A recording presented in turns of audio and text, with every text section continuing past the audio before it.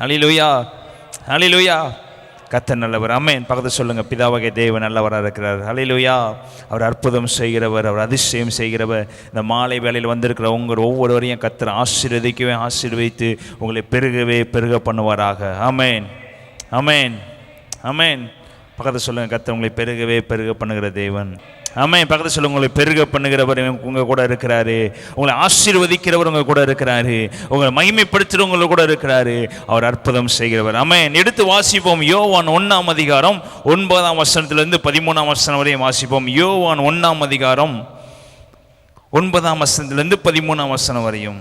உலகத்திலே வந்து எந்த மனுஷனையும் பிரகாசிப்பிக்கிற ஒளியே அந்த மெய்யான ஒளி. அவர் உலகத்தில் இருந்தார். உலகம் அவர் மூலமாய்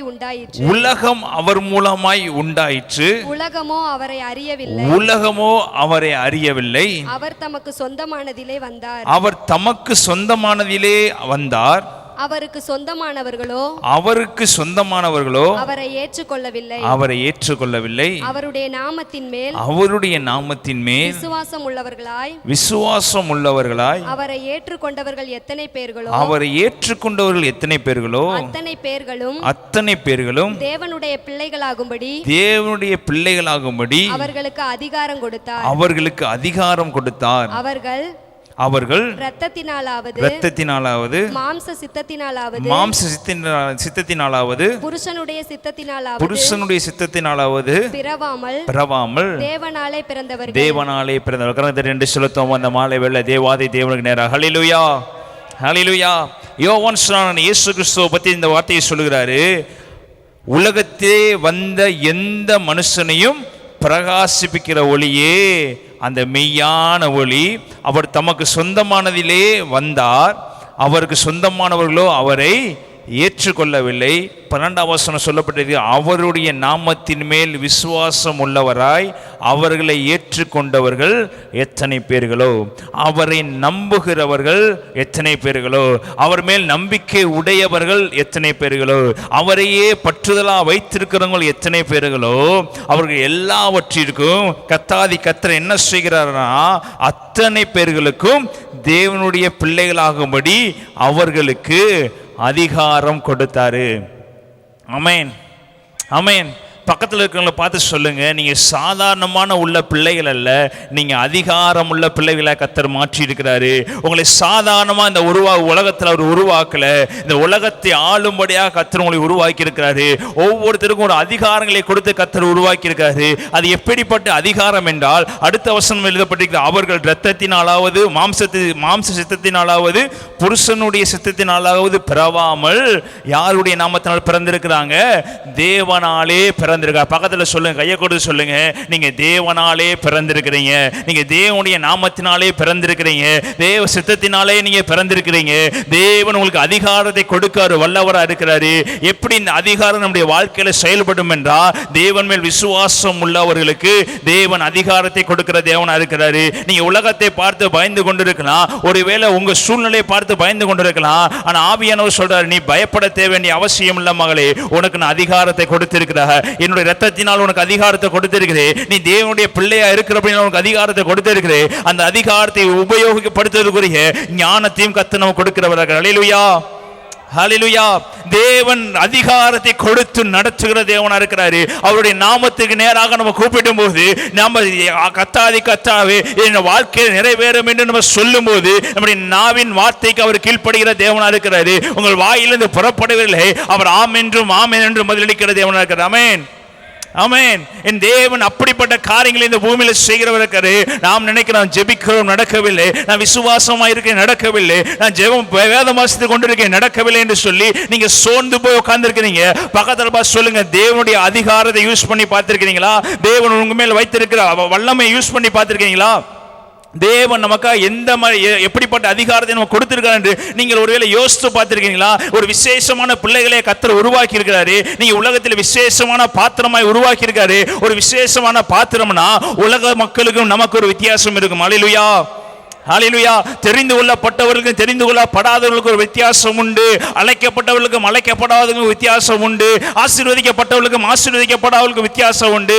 தேவனுடைய சமூகத்தில் இருக்கிறவர்களுக்கும் தேவ சமூகத்தில் இல்லாதவர்களுக்கும் வித்தியாசம் உண்டு. பிரியமானவர்களே, தேவன் உங்களுக்கு வித்தியாசத்தை காண்பிக்கும்படியாக இந்த உலகத்தில் உருவாக்கியிருக்கிறார். ஹல்லேலூயா, ஹல்லேலூயா. நீங்கள் யாராலே பிறந்திருக்கிறீர்கள் என்றால் தேவனாலே பிறந்திருக்கிறீங்க. தேவ சமூகத்திலிருந்து நீங்க பிறந்திருக்கிறீங்க. அவர் இரத்தத்திலிருந்து நீங்க பிறந்திருக்கிறீங்க. அவர் இரத்தத்தை கொடுத்து உங்களை மீட்டெடுத்திருக்கிறார். ஆமென், ஆமென். தேவன் சகலத்திற்கும் அதிகாரியாக நாம் வைத்திருக்கிறார். இந்த பூமியை உண்டாக்கின உடனே சகல அதிகாரத்தையும் அவர் யாருக்கு கொடுத்தார் என்றால் ஆதாம் ஏவாளுக்கு கொடுத்தாரு. ஆதாம் ஏவாளுக்கு அதிகாரத்தை கொடுத்து இந்த உலகத்தில் உள்ள எல்லாவற்றையும் அணுவீங்கள். நீங்க எதற்கு என்ன பேர் வைக்கிறீங்களோ, நீங்க எதற்கு என்ன நேம் சொல்லி கூப்பிடுறீங்களோ, அந்த உலகத்தில் இந்நாள் வரைக்கும் அதே நேம்ல தான் இருக்கும் என்று சொல்லி அதிகாரத்தை கொடுத்தாரு. ஆனா அவர்களோ விசுவாசமா இல்லாதபடினால், அவர்களோ தன் தேவனை நம்பி இல்லாதபடினால் பிசாசின் வார்த்தையை கேட்டு பாவத்தில் விழுந்து போனார்கள். அவர் அதிகாரத்தையும் இழந்து போனார்கள். பிரியமானவர்களே, ஆனால் நீங்களும் நானும் அப்படி இல்லை. அவர் இரத்தத்தினால் கழுவப்பட்டபடினால எத்தனை முறை நீங்கள் விழுந்து போனாலும் திரும்ப திரும்ப கர்த்தர் உங்களை உயிர்ப்பித்து அந்த அதிகாரத்தை திரும்ப திரும்ப உங்களுக்கு கொடுக்கிறது.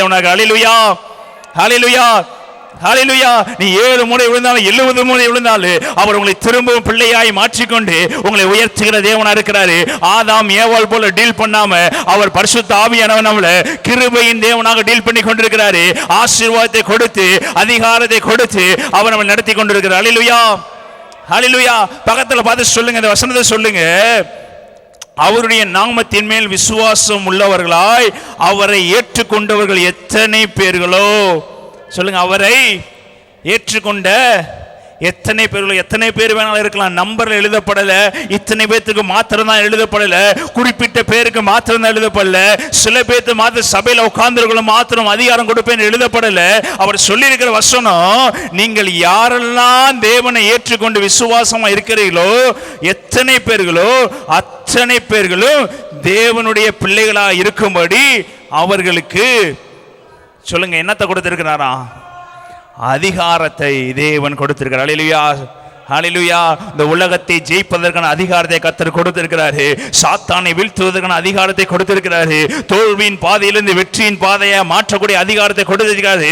சத்துருவின் வல்லமைகளை முறியடிக்கக்கூடிய அதிகாரத்தை கொடுத்திருக்கிறாரு. இந்த உலகத்தில் வாழ்வதற்கு தேவையான சகல வல்லமைகளை கர்த்தர் நம்ம வாழ்க்கையில கொடுத்திருக்கிறார். ஹல்லேலூயா, ஹல்லேலூயா. நம்ம புறக்கணிக்கப்பட்ட ஒரு நல்ல பிரியமானவர்களே, தேவனுடைய இரத்தத்தால் கழுவப்பட்ட தேவனுக்கு பிரியமான பிள்ளைகளா இருக்கிறோம். ஆமென், ஆமென். அவர் நமக்காக யாவையும் செய்து முடிக்கிற தேவனா இருக்கிறாரு.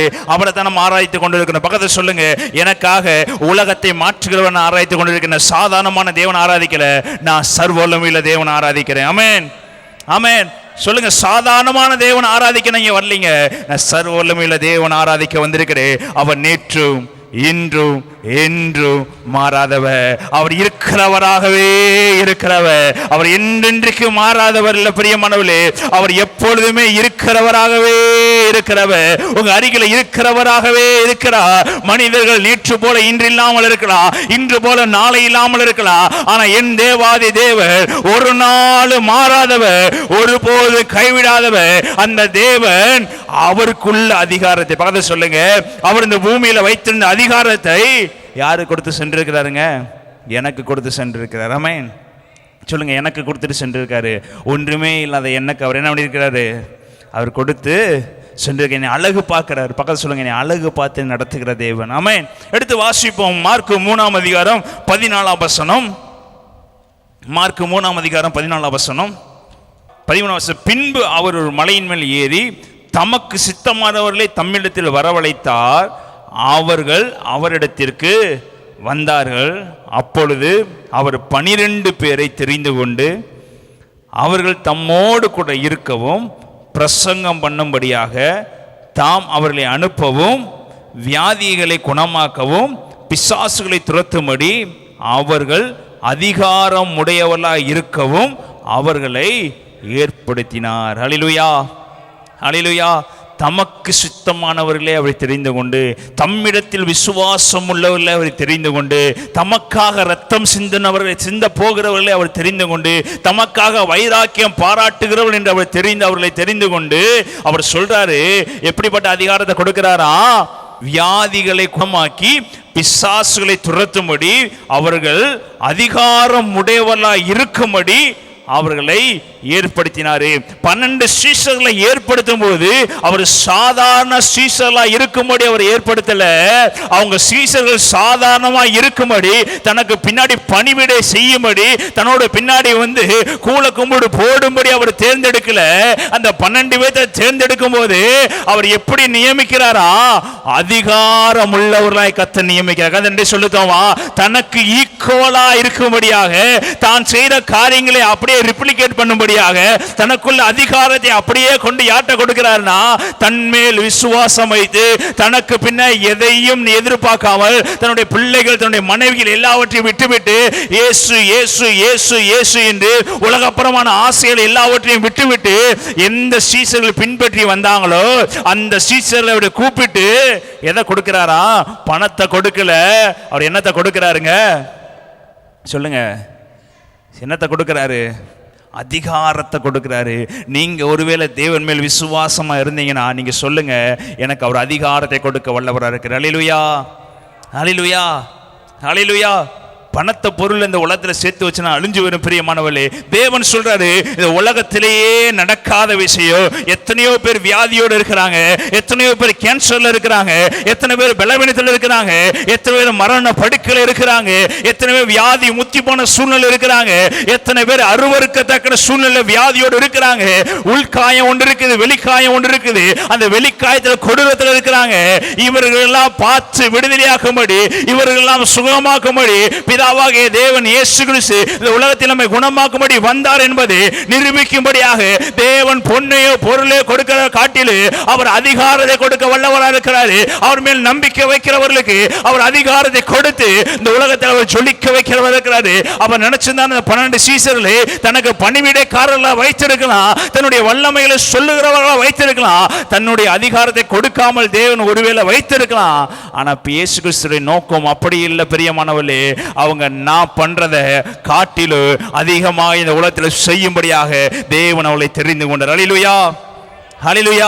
நீங்க ஒரு 12 பேரை தெரிந்து கொண்டு உங்க ஸ்தானத்துல நீங்க செய்யக்கூடிய காரியங்களை அப்படியே செய்ய என்று சொல்லி நீங்களும் நானும் கொடுக்க மாட்டோம், நீங்கள் நானும் செய்ய மாட்டோம். நீங்க நினைப்பீங்க, நான் போனதுக்கு அப்புறம் நான் இல்லாத டயத்துல இவங்க எல்லாத்தையும் அதிகாரத்தை யூஸ் பண்ணிடுவாங்க சொல்லிட்டு யாருக்கும் ஈக்குவலான அதிகாரத்தை யாரும் நம்ம மனிதருக்கு கொடுக்க மாட்டோம். ஒருத்தர் என்ன பண்ண மாட்டோம், ஒரே மாதிரி சேம் ட்ரீட் பண்ண மாட்டோம். ஆனா இயேசு கிறிஸ்து அப்படி இல்லைங்க. ஒவ்வொருவருக்கும் அதிகாரம் கொடுத்து, ஒவ்வொருவருக்கும் ஒவ்வொரு வல்லமையில கொடுத்து தேவன் அவர்களை உயர்த்தி வைக்கிற தேவன் இருக்காரு. அந்த 12 பேருக்கு கர்த்தர் கொடுக்கிற வல்லமை என்னன்னா, அவர் சொல்றாரு, அந்த வசனத்தை வாசிங்க. அப்பொழுது 12 பேரை தெரிந்து கொண்டு தம்மோடு கூட இருக்கவும் பிரசங்கம் பண்ணும்படியாக தாம் அவர்களை அனுப்பவும். அப்ப தன்னோடு கூட இருக்கிறவங்க தனக்கு ஈக்குவலாக என்ன பண்ணணுமா? பிரசங்கம் பண்ணும்படியாக தன்னுடைய ஆவியை, தன்னுடைய வல்லமையை, தன்னுடைய அதிகாரத்தை, தன்னுடைய கிருபைகளை சீஷர்கள் மேல் கர்த்தர் வைக்கிறார். எத்தனை பேர் நான் தேவனுடைய சீஷர்களாக இருக்க விரும்புறீங்க?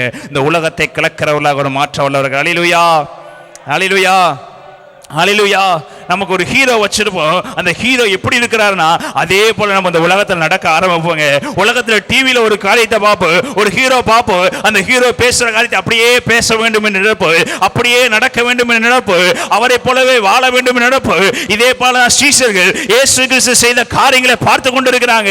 பார்த்து கொண்டு இருக்கும் போது இயேசு பார்க்கிறாரு, நீ என்ன போல மாறிடுவ மகனே, உனக்கு இந்த அதிகாரத்தை கொடுக்கிறேன். உலகம் உனக்கு அதிகாரத்தை கொடுக்காது, நானும் உனக்கு அதிகாரத்தை கொடுத்து இதே போல ஜனங்கள் உன்னை நோக்கி பார்க்கும்படியாக, உன் நிமித்தம் இந்த அற்புதங்களை பெற்றுக் கொள்ளும்படியாக, இயேசுவின் நாமம் மகிமைப்படும்படியாக சகல அதிகாரத்தை உன் மேல் வைக்கிறேன் என்று சொல்லி அவர் தமக்கு சுத்தமானவர்களையும் தன்மேல் விசுவாசமா இருந்த பிள்ளைகளையும் அவர் தெரிந்து கொண்டார். அல்லேலூயா, அல்லேலூயா. அதிகாரம் எங்க இருந்து வருது?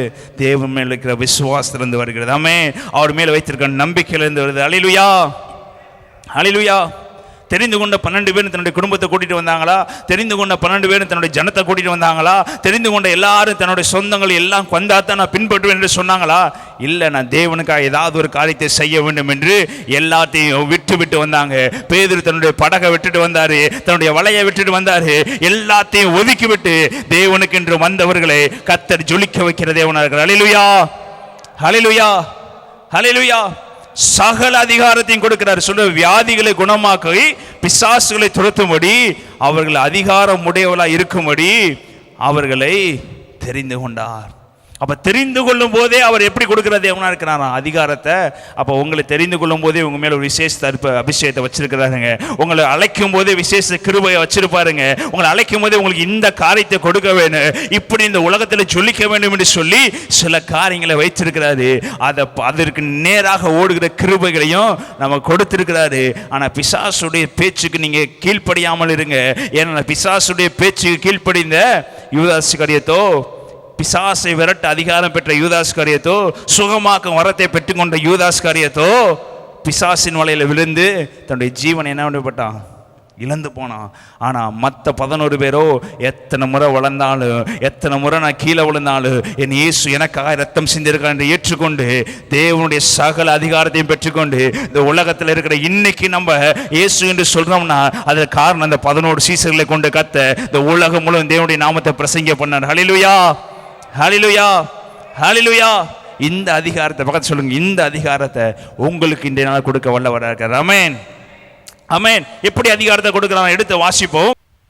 லூக்கா 10ஆம் அதிகாரம் 19ஆம் வசனம். எப்படிப்பட்ட அதிகாரத்தை நம்ம கொடுக்கிறார்? லூக்கா 10:19. இதோ சர்ப்பங்களையும் தேள்களையும் மிதிக்கவும் சத்ருவினுடைய சகல வல்லமையை மேற்கொள்ளவும் உங்களுக்கு அதிகாரம் கொடுக்கிறேன், ஒன்றும் உங்களை சேதப்படுத்த மாட்டாது. ஆகிலும் ஆவிகள் உங்களுக்கு கீழ்ப்படுகிறதற்காக நீங்கள் சந்தோஷப்படாமல் உங்கள் நாமங்கள் பரலோகத்தில் எழுதியிருக்கிறதற்காக சந்தோஷப்படுங்கள் என்றார். ஹல்லேலூயா, ஹல்லேலூயா. பக்கத்தை சொல்லுங்க, இதோ சர்ப்பங்களையும் தேள்களையும் மிதிக்கக்கூடிய அதிகாரத்தை கர்த்தர் எனக்கு கொடுத்திருக்காரா. அந்த அதிகாரத்தை எனக்கு கொடுத்திருக்கிறாரு, ஒன்றும் என்னை சேதப்படுத்தாது. ஹல்லேலூயா, ஹல்லேலூயா. ஒன்றும் உங்களை, தேவன் மேல் விசுவாசம் உள்ளவர்களாக இருந்தீங்கன்னா, தேவன் மேல் நம்பிக்கை உள்ளவர்களாக இருந்தீங்கன்னா, அவருடைய சகல அதிகாரத்தை நீங்கள் பெற்றுக்கொள்ளவர்களாக இருந்தீங்கன்னா பக்கத்தில் சொல்ல ஒன்றும் என்னை சேதப்படுத்தாது. தானியேலை ஒன்றும் சேதப்படுத்த முடியவில்லைங்க. அதே போல ஒரு பிசாசு உங்களை ஒன்றும் சேதப்படுத்தாது. நீங்க தான் பிசாசை சேதப்படுத்துகிற பிள்ளைகளா மாறுவீங்க. ஹல்லேலூயா, ஹல்லேலூயா. உங்களுக்கு விரோதமாக வர மாந்திரி கட்டுகளை ஜெயிக்கிற பிள்ளைகளை கர்த்தர் உங்களை மாற்றுவாரு. உங்களுக்கு விரோதமாக இருக்கிற சாப கட்டுகளை கர்த்தர் உடைக்கிறவரா இருக்கிறார். ஹல்லேலூயா. உங்களை கொண்டு சாபங்களை முறிக்கிற தேவனா இருக்கிறார். ஹல்லேலூயா, ஹல்லேலூயா. பிசாசு உங்களுக்கு கீழ்ப்படியினால் நீங்க சந்தோஷப்படாதிருங்கள், பரலோகத்தில் உங்கள் பேர் எழுதப்பட்டதற்காக சந்தோஷம். அதிகாரம் எதுக்குன்னா பிள்ளைகளை தேவனுக்கு நேராக திருப்புவதற்கு, உங்களை ஹீரோவாக்குவதற்கு தேவன் அதிகாரம் கொடுக்கல, தேவனுடைய நாமம் மகிமைப்படுவதற்காக கர்த்தர் உங்களுக்கு அதிகாரம் கொடுத்திருக்கிறாரு. ஏன் அந்த அதிகாரத்தை கொடுத்திருக்கிறான்னா சாபக்கட்டில் இருக்கிற பிள்ளைகள் இயேசுவை ஏற்றுக்கொள்ளும்படியாக, பாவரில் இருக்கிற பிள்ளைகள் இயேசுவை ஏற்றுக்கொள்ளும்படியாக, இந்த உலகத்திலே வாழவே முடியாம தூக்கிட்டு கொண்டு சாகும்படி நினைக்கிற பிள்ளைகளை கொண்டு கர்த்தர் உங்களை கொண்டு அவங்களுக்கு சுவிசேஷத்தை சொல்லி தேவனுடைய நாமத்தை அறிந்து கொள்ளும்படியாக இந்த பூமியில கர்த்தர் நமக்கு அதிகாரத்தை கொடுக்கிறார். ஆமென், ஆமென். அவர் நினைச்சிருந்தாருன்னா நமக்கெல்லாம் இந்த அதிகாரத்தை கொடுக்காம அவரே திரும்ப திரும்ப அந்த பூமியில என்ன பண்ணிருக்கலாம், இறங்கி வந்து சகல காரியங்களை செய்துட்டு போயிருக்கலாம். அவர் அதை விரும்பவில்லைங்க.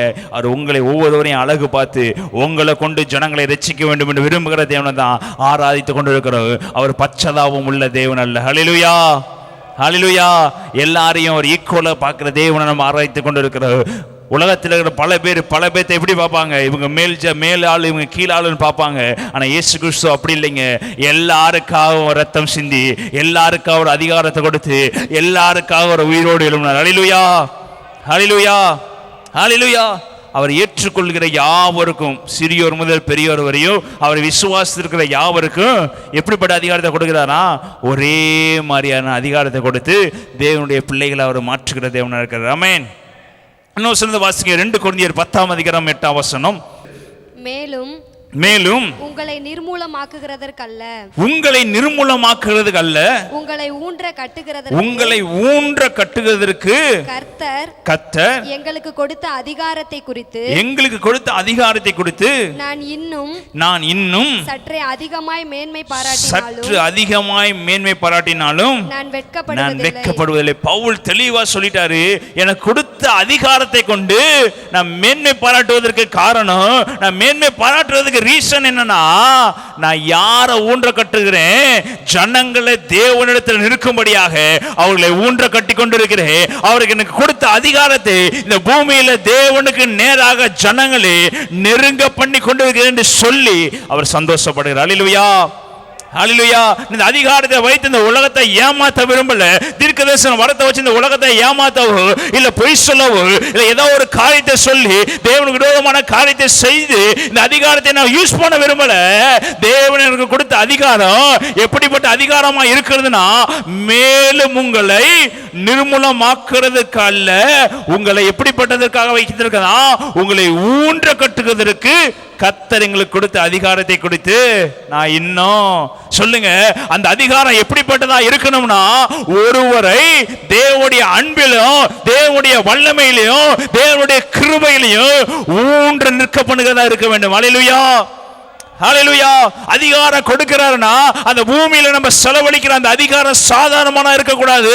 ஜனங்களை ஊன்ற கட்டுகிறதா இருக்க வேண்டும். அதை உயிரோடு எழுப்புகிறதா இருக்க வேண்டும். அவர்களை தேவனுக்கு நேராக சேர்க்கிற மாதிரி அதிகாரத்தை இருக்க வேண்டும் என்று பவுல் தெளிவாக சொல்கிறாரு. அதே போல் 1 கொரிந்தியர் 6:12 இப்படியா சொல்லியிருக்காரு, எல்லாவற்றையும் எனக்கு அனுபவிக்க எனக்கு அதிகாரம் உண்டு, எல்லாவற்றையும் இந்த உலகத்தில் அனுபவிக்க அதிகாரம் உண்டு, ஆனாலும் அது எனக்கு தகுதியா இராது, ஆகிலும் நான் ஒன்றிற்கும் அடிமை ஆக மாட்டேன். ஹல்லேலூயா, ஹல்லேலூயா. அதிகாரம் எல்லாம் இருந்தாலும் நான் ஒன்றிற்கு என்னவா இருக்க மாட்டேன், அடிமையா. இந்த உலகத்தில் அனுபவிக்க எனக்கு சகல அதிகாரத்தையும் கர்த்தர் கொடுத்திருக்கிறாரு. இந்த உலகத்தில் வாழ்வதற்கான சகல அதிகாரத்தை கர்த்தர் கொடுத்திருக்கிறாரு. எப்பேற்பட்ட அதிகாரத்தை கொடுத்தாலும் அது எனக்கு தகுதியா இருக்காது. அந்த அதிகாரத்துக்கு, அந்த தகுதிக்கு, அந்த உலகத்தில் இருக்கிற இச்சைக்கு, உலகத்தில் இருக்கிற பாவத்திற்கு இந்த அதிகாரத்தை வச்சு இந்த உலகத்தில் எந்த காரியத்தை வேணாலும் செய்யலாம். ஆனா அந்த உலகப்புறமான காரியத்திற்கு நான் ஒரு நாள் அடிமையாக மாட்டேன். ஹல்லேலூயா, ஹல்லேலூயா, ஹல்லேலூயா. அதிகாரம் இல்லாதவர்கள் அதிகாரத்துக்காக கேட்டுக்கொண்டு இருக்கிறோம். ஆனால் அதிகாரத்தை பெற்றுக்கொண்டவங்க எவ்வளோ தாழ்மையாக நடந்து கொண்டு இருக்காங்க பாருங்க. தேவனுக்காக ஜனங்களை ஊன்ற கட்டுகிற பிள்ளைகளாக அவர் மாற்றிக்கொண்டு இருக்கிறாங்க. ஹல்லேலூயா, ஹல்லேலூயா. எடுத்து வாசிப்போம். மார்க்கு 3:1 வாசிப்போம். மார்க்கு 3:1. மறுபடியும் அவர் ஜெப ஆலயத்தில் பிரவேசித்தார். அங்கே சூம்பின கையை உடைய ஒரு மனுஷன் இருந்தான். அவர் ஓய்வு நாளில் அவனை சொஸ்தமாக்கினால் அவர் பேரில் குற்றஞ்சாட்டலாம் என்று அவர் மேல் நோக்கமாயிருந்தார்கள். அப்பொழுது அவர் சூம்பின கையை உடைய மனுஷனை நோக்கி எழுந்து நடுவே நில் என்று சொல்லி அவர்களை பார்த்து ஓய்வு நாட்களில் நன்மை செய்வதோ தீமை செய்வதோ ஜீவனை காப்பதோ அழிப்பதோ எது நியாயம் என்றார். அதற்கு அவர்கள் பேசாமல் இருந்தார்கள். அவருடைய இருதய கடினத்தின் நிமித்தம் அவர் விசனப்பட்டு கோபத்துடனே சுற்றிலும் இருக்கிறவர்களை பார்த்து அந்த மனுஷனை நோக்கி உன் கையை நீட்டு என்றார். அவன் நீட்டினான். அவன் கை மறுக்கையை போல சுஸ்தமாயிற்று. ஹல்லேலூயா. கலந்தண்டி சொல்லுமா. இயேசுனுடைய அதிகாரம் எப்படி இருந்துச்சுன்னா, நம்ம பார்க்கறது யாருடைய அதிகாரத்தை பார்க்க போறோம்? இயேசுனுடைய அதிகாரம். சொல்றாங்க இது ஓய்வு நாளாக இருக்கிறது, இந்த இடத்துல நம்ம சொஸ்தமாக்க கூடாது, இந்த இடத்துல இந்த காரியத்தை செய்யக்கூடாது என்று சொல்லி அவரை குற்றம் சாட்டும்படியாக ஒரு கூட்டம் நின்று கொண்டிருக்கிறது. ஆனா தேவாதி தேவ ராஜாதி ராஜா அங்க எப்படி கை உள்ளவனா இருந்தா, சூம்பின கை உள்ளவனா இருக்கிறத பார்த்த உடனே அவருக்கு ஓய்வு நாள் என்று தெரியவில்லை, தன்னை குற்றம் சாட்டிகள் இருக்கிறார் என்று பார்க்கவில்லை. அவருடைய நோக்கம், அவருடைய அதிகாரம் எப்படிப்பட்டதா இருந்துச்சுன்னா, வியாதி உள்ளவனை சுகமாக்க வேண்டும், வியாதி உள்ளவனை பரலோகத்துக்கு சேர்த்துக் கொள்ள வேண்டும். இதற்காக எப்பேற்பட்ட ஆளுகள் எனக்கு விரோதமாக குற்றம் சாட்டினாலும் பரவாயில்லை என்று சொல்லி அவர் பார்த்து சொல்றாரு. குற்றம் சாட்டுவதற்கு முன்பதாக நின்று கொண்டு அவர் ஒரே ஒரு வார்த்தை சொல்றாரு. அவருடைய இருதயம் விசனப்பட்டது. கோபத்துடனே சுற்றிலும் இருந்தவர்களை பார்த்து அந்த மனுஷனை நோக்கி உன் கையை நீட்டு என்றார்.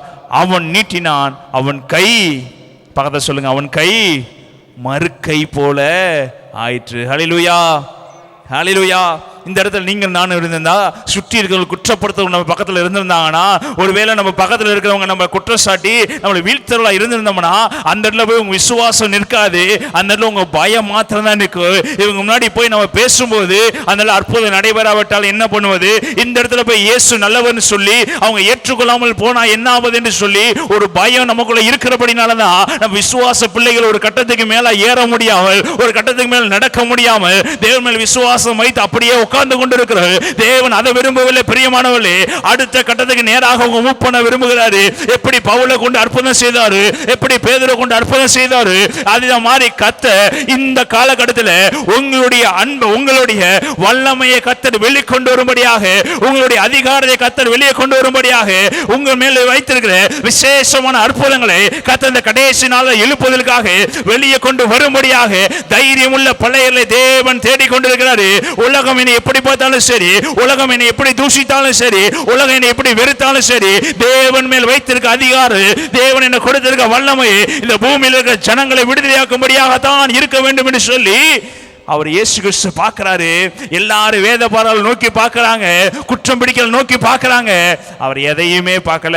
அவருடைய நோக்கம் எப்படிப்பட்டதா இருந்துச்சுன்னா, வியாதியஸ்தரை எப்படியாவது விடுதலையாக்கிறன்னு, அவங்க கண்ணீரில் இருக்கிற கண்ணீரை தொடர்ச்சி ஆக வேண்டும், அவங்க வேதனையை மாற்றியே ஆக வேண்டும். நல்லா இருக்கிறவங்க எப்பொழுது நமக்கு புறம்பாய் பேசிக்கொண்டு இருப்பாங்க. பிரியமானவர்களே, அவர்களை பார்த்தோம்னா அந்த வாழ்க்கை உலகத்தில் வாழவே முடியாது. நீ இயேசுவை பாருங்க, நீங்க பாருங்க, உலகத்தில் இருக்கிறவங்க மடங்கி படுத்திருக்கிறவங்க பாருங்க, உலகத்தில் பிசாசங்களை பிடிக்கப்பட்டவங்களை பாருங்க, அவ கூட்டாட்டமா அலைந்து திரைகளை பாருங்க, இயேசு யார் என்று தெரியாமல் ஓடிக்கொண்டிருக்கிறாங்க என்று பாரு. நம்முடைய கண்களில் வர வேண்டும் பிரியமானவர்களே, நம்முடைய சிந்தையில வர வேண்டும். நாம் தேவனுக்கு நேராக ஓடிக்கொண்டிருக்கிறோம். இந்த ஜனங்கள் தேவனுக்கு நேராக ஓடாமல் பாவத்தினராக ஓடிக்கொண்டிருக்கிறாங்களே, சாபத்தினராக ஓடிக்கொண்டிருக்கிறாங்களே.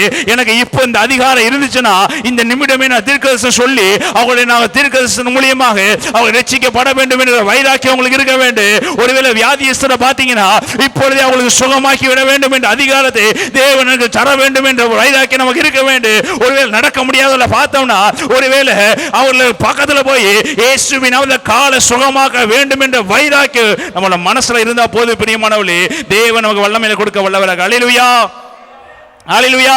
10 ரூபா கொடுத்துட்டு அவங்களை அனுதாபப்பட தேவன் விரும்பல, தேவன் அந்த இடத்துல அற்புதம் செய்ய விரும்பல. அல்லேலூயா. பேதுருட்ட வர்றாங்க.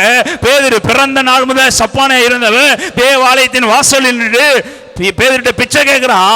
ஆனா பேதுரு காசை தூக்கி போடல. பேதுரு ஒரே ஒரு வார்த்தை சொல்றாரு, வெள்ளியும் பொண்ணு என்கிட்ட இல்ல, என்கிட்ட இருக்கிற இயேசு உனக்கு கொடுக்கிறேன், என்கிட்ட இருக்கிற வல்லமை உனக்கு கொடுக்கிறேன், நீ எழுந்து நட என்று சொல்லும் போது அந்த சப்பானி எழுந்து நடந்தா. பிரியமானவர்களே, நீங்க காசை கொடுத்து அனுதாபத்தை நீங்க சம்பாதித்துக் கொண்டிருக்கிறீங்க. தேவன் இந்த உலகத்தை அனுதாபத்தை சம்பாதிக்க உங்களை என்னை தெரிந்து கொள்ளல, நடக்க முடியாதவரை நடக்க பண்ணும்படியாக கர்த்தர் உங்களை தெரிந்து கொண்டிருக்கிறார். அல்லேலூயா, ஹல்லேலூயா. இந்த கடைசி காலத்தில் வைராக்கியம் உள்ள பிள்ளைகளை தேவன் தேடிக்கொண்டிருக்கிறார். எதற்கும் பயப்படாமல் தேவன் அற்புதங்களை செய்கிற பிள்ளைகளை தேடிக்கொண்டிருக்கிறார். ஹல்லேலூயா, ஹல்லேலூயா. யாருக்கு அவர் அதிகாரத்தை கொடுக்க வேண்டும் அவர் தேடிக்கொண்டிருக்கிறார். யார் எனக்காய் ஓடுவா, யார் எனக்காய் அற்புதம் செய்வா, யார் எனக்காய் இருளில் இருக்கிற ஜனங்களை வெளிச்சத்தை கொண்டு வருவா என்று ஒருவரை தேடிக்கொண்டிருக்கிறாரு. சொல்லுங்க, என்னை கொண்டு பயன்படுத்துங்க ஆண்டவரே, நான் உமக்கு சித்தமான காரியத்தை செய்யணும். இந்த உலக கவலை இருக்கத்தாங்க செய்ய, உலக பாடுகள் இருக்கதாங்க செய்ய, உலகத்தில் இருக்கிற பிரச்சனைகள் இருக்கதாங்க செய்ய. ஆனா தேவ சமூகத்தில் நீங்க முழங்கால் படுகிற நேரத்தை நீங்க விட்டு விடாதீங்க. தேவ சமூகத்தில் உட்கார்ந்து ஜெபத்தை விட்டு விடாதீங்க.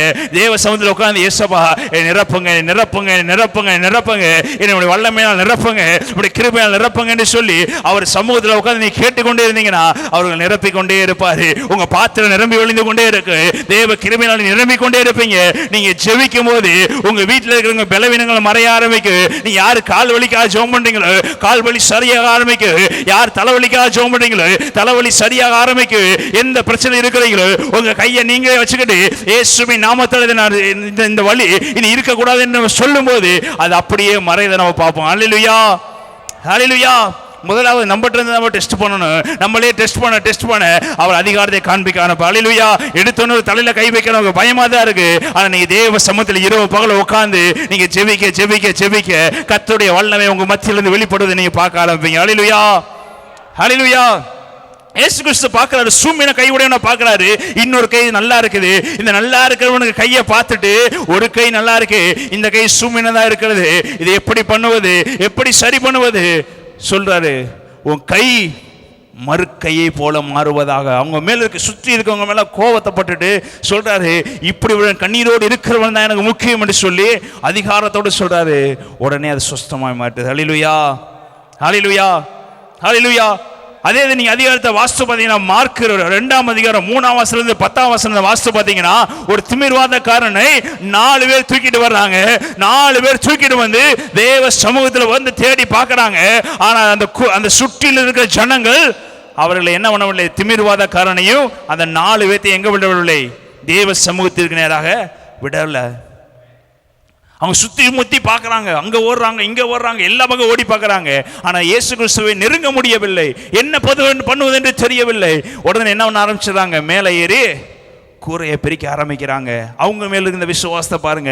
எப்படியாவது இவன் என்ன ஆகியே ஆக வேண்டும், இவன் நடந்தே ஆகியே ஆகணும், இவன் நடந்தா போதும், இவனுடைய தொந்தரவு எனக்கு தாங்க முடியல, இவனை எப்படியாவது கொண்டு போய் இயேசுட்ட தூக்கி போட்டா போது அவர் சுகமாக்கி விடுவார் என்ற நம்பிக்கை அந்த 4 பேத்துக்கு இருந்துச்சுங்க. அது சுற்றி இருந்தவங்க யாரையுமே பார்க்கல. அவங்களுக்குள்ள இருந்த அந்த அனுதாபம் கூட இன்னைக்கு இருக்க ஜெனரேஷன் நமக்கு இல்லாம இருக்குங்க. பிரியமானவர்களே, இயேசு கிட்ட கொண்டு போய் சேர்க்கறதுக்கு நம்மளால முடியல, இல்ல இயேசு கிறிஸ்து நாமத்தை சொல்லுவது நம்மளால முடியல. ஏன்னா நம்ம இப்படியே சும்மாவே உட்காந்து சாப்பிட்டு இயேசு நம்மளை பார்த்துக்கிறாரு, எங்கிட்ட கிருபையா ஓடிக்கொண்டு இருக்கிறோம், இதுவே போதும் சொல்லிட்டு என்ன பண்ணி கொண்டு இருக்கிறோம், வாழ்ந்து கொண்டு இருக்கிறோம். இப்படி வாழ்ந்தோம்னா ஏசப்பா சொல்றாரு கடைசியில, முதல்ல வைராக்கியம் உள்ள பிள்ளை எடுத்துக்கொண்டு, சரி போனா போது, நீ எங்கிட்ட வாழ்ந்துட்ட, சரி நீ வாழ்ந்து என்ன பண்ணுவாரு, தூக்கிட்டு உங்களை பத்தி சொல்றதுக்கு சொல்லுவோம். ஒரு கிரீட் வாங்கிட்டோம்னா எப்படி இருக்கும், நல்லா இருக்கும். ஒரு கோல்டு மெடல் கொடுத்தா நல்லா இருக்கும், ஒரு வெள்ளி கொடுத்தாவது நல்லா இருக்கும்னு நினைப்போம். ஆனால் உங்களுக்கு எனக்கு ஒரு பித்தளை கூட என்ன பண்ண மாட்டார் கடைசியில். சொல்லுங்க, இப்படி உட்காந்துருந்தா ஒன்றுமே. நான் ஒரு மெடல் வாங்கினா எவ்வளோ சந்தோஷப்படுவோம் அந்த உலகத்தில். நம்ம பிள்ளைகள் நிமிஷம் நான் வாங்கலை, நீயாவது எப்படியாவது என்ன போய் இந்த மெடலை நீங்க படிச்சிருக்கவே மாட்டீங்க, ஆனா உன் பிள்ளைய போட்டு என்ன பண்ணிக்கிட்டே இருப்பீங்க, குத்திக்கிட்டே இருப்பீங்க. எப்படியாவது என்ன ஒண்ணு படி, நீ பெரிய ஆள் ஆகு, நீ IAS ஆகு, நீ IPS ஆகு. ஒன்னால ஒண்ணும் முடியல, ஆனா யாரை போட்டுட்டு இருக்கோம், பிள்ளைகளை. அப்போ நம்மளே நம்ம பிள்ளைகளை மாற்ற வேண்டும் நினைக்கும் போது தேவாதி தேவன் உங்களை எப்படியா ஜொலிக்க வேண்டும் என்று அவர் எப்படி வாஞ்சியுள்ள தேவனாக இருப்பார். உங்களை இந்த உலகத்தில் பிரகாசிக்க பண்ணும்படி அவர் எவ்வளோ வாஞ்சியுள்ள பிள்ளை, எவ்வளோ வாஞ்சியாக இருப்பார். என் பிள்ளை நான் இந்த உலகத்தில் செய்ததை காட்டிலும் என் பிள்ளை இன்னும் அதிக கோல்டு மெடல் ஆக்கணும், இன்னும் அதிக பேர்த்த உயிரோடு எழுப்பணும், இன்னும் அதிக பேர்த்த சாபத்திலிருந்து விடுதலை ஆக்கணும், நான் செஞ்சதை காட்டிலும் அதிகமாக செய்ய வேண்டும் சொல்லி அவர் பார்த்துட்டு இருக்கிறாரு. நீங்களான என்ன செய்து கொண்டு இருக்கிறோம், அப்படி எண்ணங்கள் எல்லாம் அப்படி தாங்க இருக்கும். ஆமென் ஆமென். இந்த திமிர்வாதக்காரனை தூக்கிட்டு வர்றாங்க, சுற்றி முட்டி பார்க்குறாங்க, ஒன்றுமே அங்கே என்ன இல்லை, நடைபெறலை. தூக்கி கூரையை பிரித்து என்ன பண்ணுறாங்க, உள்ளே இறக்குறாங்க. உள்ளே இறக்குறோடனே அங்கே ஒரு 4 பேர் இருக்கிறான். எப்படிப்பட்ட ஆள், நம்மள மாதிரி ஒரு ஆள். இந்த நாளில் சுகமாக்க கூடுமோ, இவர் சுவிசேஷத்தான அறிவிக்க வந்திருக்கிறாரு, இன்னைக்கு சுகமாக்க கூடுமோ என்று சொல்லி அவரை வேவி பார்க்கும்படியாக ஜனங்கள் வந்து சில பேர் என்ன பண்ணியிருக்கிறாங்க, உட்கார்ந்துருக்கிறாங்க. அந்த வசனத்தை வாசித்து பாருங்க. வாசிப்போம். மார்க்கு 2ஆம் அதிகாரம் 3ஆம் வசனத்திலிருந்து. இயேசு அவர்கள் விசுவாசத்தை கண்டு திமிர்வாதக்காரனை நோக்கி, மகனே, உன் பாவங்கள் உனக்கு மன்னிக்கப்பட்டது என்றார். அங்கே உட்கார்ந்திருந்த வேத பாரகரில் சிலர், அங்கே உட்கார்ந்திருந்த சொல்லுங்க, அங்கே பக்கத்தில் ஒரு அவிசுவாசமா இருக்கான்னு நினைச்சீங்கன்னா கையை கொடுத்துங்க. அங்கே உங்களை மாதிரி ஒரு சிலர், நம்பாத ஒரு சிலர், நடக்காதுன்னு சொல்ற ஒரு சிலர், அங்கே உட்கார்ந்து இந்த வேத பாடல் சிலர். வாசிங்க. இவன் இப்படி தேவதூசணம் சொல்லுகிறது என்ன? தேவன் ஒருவரை அன்றி பாவங்களை மன்னிக்கத்தக்கவர் யார் என்று தங்கள் இருதயங்களில் சிந்தனை பண்ணி கொண்டிருந்தார்கள். அவர்கள் தங்களுக்குள்ள இப்படி சிந்திக்கிறார்கள் என்று இயேசு உடனே தம்முடைய ஆவியில் அறிந்து அவர்களை நோக்கி, நீங்கள் உங்கள் இருதயங்களில் இப்படி சிந்திக்கிறது என்ன? உங்கள் இருதயங்களில் இப்படி சிந்திக்கிறது என்ன? உன் பாவங்கள் உனக்கு மன்னிக்கப்பட்டது என்று சொல்வதோ, எழுந்து உன் படுக்கை எடுத்துக்கொண்டு நட என்று சொல்வதோ எது எளிது? உன் பாவங்கள் மன்னிக்கப்பட்டது என்று சொல்லுவதோ அல்லது உன் படுக்கையை எது எடுத்துக்கொண்டு நட என்று சொல்லுவது எது எளிது என்று அவர் நினைச்சுக்கிட்டு, பூமியிலே பாவங்களை மன்னிக்க மனுஷகுமாரனுக்கு அதிகாரம் உண்டு என்பதை நீங்கள் அறிய வேண்டும் என்று சொல்லி, வாசிங்க, திமிர்வாதக்காரனை நோக்கி சொல்லுங்க. திமிர்வாதக்காரனை, இங்க சைட்ல பேசுறவன்லாம் பேசட்டும், இங்க முன்னாடி படுத்திருக்கவன் எப்படிப்பட்டவனா படுத்திருக்கிறான், கொடிய வேதனை உடையவனா படுத்திருக்கிறான், கொடிய வேதனை கண்ணீர் உடையவனா படுத்திருக்கிறான். அந்த கண்ணீரை பார்க்க முடியாம தான் 4 பேர் பிரயாசப்பட்டு எங்க தூக்கிட்டு வந்திருக்கிறாங்க, இங்க தூக்கிட்டு வந்திருக்கிறாங்க. அது சாதாரணமா தூக்கிட்டு வரல, எதை பிரிச்சு இறக்கிறாங்க, ஓட்டை பிரிச்சு இறக்கிருக்கிறாங்க. நீங்க சொல்ற புறம் பேசுவதெல்லாம் கேட்டுக்கொண்டு நான் சுகமாக்கலைன்னா இந்த 4 பேர்த்தோட விசுவாசம் பொய்யா போயிடும். இந்த திமிர்வாதக்காரன் கடைசி வரை நடக்க மாட்டான்னு சொல்லிட்டு அவர் சொல்றாரு. நான் அந்த வசனத்தை மேல் வசனத்தை வாசித்து பார்த்தீங்கன்னா, அவர்கள் தங்களுக்குள்ளே இப்படி சொல்கிறதை கேட்டு அவர் ஆவியிலே அறிந்து அவர்களை நோக்கி, நீங்கள் உங்கள் இருதயங்களில் இப்படி சிந்திக்கிறது என்ன? உன் பாவங்கள் உனக்கு மன்னிக்கப்பட்டது என்று சொல்லுவதோ எழுந்து உன் படுக்கை எடுத்துக்கொண்டு நட என்று சொல்வதோ எது எளிது என்று அவர் சொல்லி, பூமியிலே பாவங்களை மன்னிக்க மனுஷகுமாரனுக்கு அதிகாரம் உண்டு என்பதை நீங்கள் அறிய வேண்டும் என்று சொல்லி, திமிர்வாதக்காரனை எதுங்க நடக்க வைக்க போகுது சொல்லுங்க? எது நடக்க வைக்க போகுது? பூமியிலே மனுஷனை மன்னிப்பதற்கு அதிகாரம்தான் செயல்படும். ஹல்லேலூயா, ஹல்லேலூயா. அதிகாரத்தில் இருக்கிற வார்த்தை தான் செயல்படும். ஹல்லேலூயா, ஹல்லேலூயா. ஆண்டவர் சொல்றாரு, தன்னுடைய அதிகாரத்தை பயன்படுத்துறாரு. எப்படி பயன்படுத்துறாருன்னா, நீ எழுந்து உன் படுக்கை எடுத்துக்கொண்டு உன் வீட்டுக்கு போ என்று உனக்கு சொல்லுகிறேன் என்றார். உடனே அவன் எழுந்து தன் படுக்கையை எடுத்துக்கொண்டு எல்லோருக்கும் முன்பதாக போனான். அப்பொழுது எல்லோரும் ஆச்சரியப்பட்டு, நாம் ஒருவருக்கு ஒரு காலம் இப்படி கண்டதில்லை என்று சொல்லி தேவனை மகிமைப்படுத்த கலந்து நன்றி சொல்லத்தோமா. இப்ப ஜனங்கள் அவரை பார்க்கல, தன்னுடைய ஓய்வு நாள் என்று பார்க்கல, தன்னுடைய அதிகாரத்தை பயன்படுத்துறாரு, தன்னுடைய வல்லமையை பயன்படுத்துறாரு. அவர் சொல்றாரு, நீ எழுந்து நட. ஹல்லேலூயா. சொல்லுங்க, நீங்க எத்தனை பேர் சொல்ல போறீங்க? நீ சுற்றி இருந்து நடக்குமா நடக்காத என்று ஆராய்ச்சி பார்க்க போறீங்களா? இல்லை சுற்றி இருந்து ஜெபிக்கும் போது அலங்கம் இடிந்து விழும் என்ற விசுவாசம் வைத்திருக்கிறீங்களா? நீங்க ஜெபம் பண்ணும்போது தேவன் அற்புதம் செய்து உங்களை உயர்த்துகிற தேவனாக இருக்கிறார். ஹல்லேலூயா. அதிகாரத்தை கொடுத்து நடத்துகிற தேவனாக இருக்கிறார். ஹல்லேலூயா. மத்தேயு 8:9 வாசித்து பார்த்தீங்கன்னா, ஒரு 100க்கு அதிபதி தேவனிடத்தில் ஓடி வருகிறாரு. ஓடி வந்து ஒரே ஒரு வார்த்தை சொல்றாரு, என்னுடைய வேலைக்காரன் சுகவீனமாக இருக்கான். ஆனால் அவன் சொல்றான், என் அதிகாரத்துக்கு கீழ்பட்டு இருக்கிற வேலைக்காரரும் உண்டு. நான் போ என்றால் போறதுக்கு வேலைக்காரர்கள் உண்டு, நான் வா என்றால் வருவதற்கு வேலைக்காரர்கள் உண்டு. எவ்வளவோ பேர் எனக்கு வேலைக்காரர்கள் இருந்தாலும் நான் யாரை தேடி வந்திருக்கிறேன்? உம்மை தேடி நானே வந்திருக்கிறேன் என்று சொல்லி தேவனுடைய சமூகத்தில் வந்து நிற்கிறான். அது உலக பிரமாணமான அதிகாரம். எனக்கு அதிகாரம், எனக்கு கீழ்பட்டு இருக்கிற ஜனங்கள் இருக்கிறாங்க. என் அதிகாரத்துக்கு கீழ்பட்டு இருக்கிற ஜனங்கள், வீரர்கள் இருக்கிறாங்க. என் உலகப்புறமான அதிகாரத்தை காட்டிலும் பரலோகத்திலிருந்து நீ கொடுக்கிற அதிகாரம் வல்லமை உள்ளது. கலந்து நடி சொல்லுத்தோமா. அவரை பார்த்து சொல்றாரு, வேலைக்காரன் சுகவீனமா இருக்கிறான், ஒரு வார்த்தை சொல்லு, உங்க வாயிலிருந்து வருகிற ஒரே ஒரு அதிகாரத்தில் வர்ற வார்த்தை சுகமாகும் என்று ஒரே ஒரு வார்த்தை சொல்லு, நீங்க வீட்டுக்குள்ள வருவதற்கு நான் பாத்திரன் என்று சொல்லி, இப்போ உலகத்துக்கு அதிபதியா இருக்கிற, 100க்கு அதிபதியா இருக்கிற, அதிகாரியா இருக்கிற ஒருவன் பரலோக தேவனுக்கு நேராக வந்து யாருடைய அதிகாரத்தை கேட்டு வர்றாருங்க? தேவன் வாயிலிருந்து வருகிற ஒரே ஒரு வார்த்தையின் அதிகாரத்தை கேட்டு வர்றாரு. ஆமென், ஆமென். பக்கத்துல சொல்லுங்க, உலகப்பரமான அதிகாரம் உங்களுக்கு ஒரு மண்ணுக்கும் யூஸ் ஆகாது. தேவ சமூகத்திலிருந்து ஒரு அதிகாரம் இந்த உலகத்தை ஜெயிக்கிறதாக மாறும். ஹல்லேலூயா, ஹல்லேலூயா. உலகத்தை ஜெயிக்கும்படியான அதிகாரத்தை அவர் கொடுக்கிறார். ஆமென். சர்ப்பங்களையும் தேள்களையும் மிதிக்கும்படியான அதிகாரத்தை நம்ம கொடுக்கிறாரு. இந்த உலகத்தை தலைகளாக மாற்றக்கூடிய அதிகாரத்தை கொடுக்கிறாரு. ராஜ்யங்களை மாற்றக்கூடிய அதிகாரத்தை கொடுக்கிறாரு. இந்த உலகத்தில் இருக்கிற எல்லா தலைவர்களையும் மாற்றும்படியான அதிகாரத்தை கர்த்தர் நம்ம கையில கொடுத்திருக்காரு. ஹல்லேலூயா. நீங்க ஜெபிக்க ஜெபிக்க இந்த பூமி அசைறதை நீங்க பாப்பீங்க. ஜெபிக்க ஜெபிக்க ஜனங்கள் அசைகிறதை நீங்க பாப்பீங்க. நீங்க தேவ சமூகத்தில் உட்கார்ந்து அறிக்கையிட எழுப்புவது உண்டாகிறத பாப்பீங்க. உங்களுக்கு விரோதமா சத்துருக்கள் இருக்கிறவர்கள் எல்லாரும் முறியடிக்கப்படுகிறது உங்க கண் பார்க்க முடியாக தேவன் அற்புதங்களை அதிசயம் செய்கிறவராக இருக்கிறார். ஆமென், ஆமென். சகல அதிகாரத்தையும் நமக்கு கொடுத்திருக்கிறார். ஆமென், ஆமென். அவன் வந்து பார்க்கிறாரு, 100க்கு அதிபதி. ஒரே ஒரு வார்த்தை ஆண்டவர் சொல்றாரு, இப்படிப்பட்ட விசுவாசத்தை நான் கண்டதில்லை, நீ போறதுக்குள்ள நீ போ, சொஸ்தமாவா என்று சொல்லி ஆண்டவர் சொல்றாரு. போன வேகத்தில் வீட்டில் போய் பார்க்குறான். அவர் சொன்ன நேரத்தில் அந்த வேலைக்கான சுகமாக இருந்தாங்க. அதை ரெண்டு சொல்லுத்தோமா, உலக அதிகாரம் அங்கே செயல்படலை, ஆண்டவருடைய அதிகாரம் செயல்பட்டுச்சுங்க. இயேசுடைய வல்லமை செயல்பட்டுச்சுங்க. இயேசுடைய அற்புதமான அந்த வார்த்தை செயல்பட்டது. அந்த வேலைக்கான சுஸ்தமாய் மாறினான். ஆமென், ஆமென். அப்போஸ்தலர் 4:7 13 வாசித்து பார்த்தீங்கன்னா, பேதுருட்ட வந்து சொல்றாங்க, நீ எந்த அதிகாரத்தினால் இதை செய்கிறா, நீ எப்படி இதை நீ செய்யலாம் என்று சொல்லும்போது பேதுரு பேசிக் கொண்டிருக்கிறாரு. 3000 பேர் 5000 பேர் ரட்சிக்கப்படுறாங்க. அதற்கு மேல் அதிகாரத்தை வாசித்து பார்த்தீங்கன்னா, பிறவி சப்பானியா இருந்தவன் பிறந்த நாள் முதல் நடக்காம இருந்தவன் சுகமாறான். ஜனங்கள் எல்லாரும் ஆச்சரியப்படுறாங்க. ஜனங்கள் எல்லாரும் பேதுருக்கு நேராக ஓடி வர்றாங்க. இப்போ இங்க இருக்கிற வேத பாரர்களை பார்த்துட்டு, இங்க இருக்கிற அதிகாரிகள் பார்த்துட்டு பேதுருட்ட வந்து கேட்குறாங்க, எந்த அதிகாரத்தினால் நீ பண்ணுகிற, எப்படி உன்னால பண்ண முடிச்சுன்னு சொல்லும்போது பேதுரு ஆவியில் நிறைந்தவராய், ஹல்லேலூயா, ஹல்லேலூயா. அந்த வசனத்தை வாசித்து பார்த்தீங்கன்னா எப்படி நிறைந்தவராய், ஆவியில் நிறைந்தவராய். அந்த வசனத்தை வாசி, நீங்க சிலுவையில் அறையப்பட்ட தேவனை நான் பார்த்தேன். நீ அவர் என்ன பண்ணீங்க, சிலுவையில் அறைஞ்சீங்க, அவர் நீங்க குற்றப்படுத்தினீங்க, காரி துப்புனீங்க, அந்த தேவனை நான் பார்த்தேன் என்று சொல்லி எப்படி பேசினாரா, தைரியமாக பேசினார். அந்த வசனத்தை மட்டும் வாசிங்க. எப்படிப்பட்ட தேவனை நீங்க அந்த வசனத்தை கீழ் வசனத்தை வாசிங்க, கடைசி வசனம்.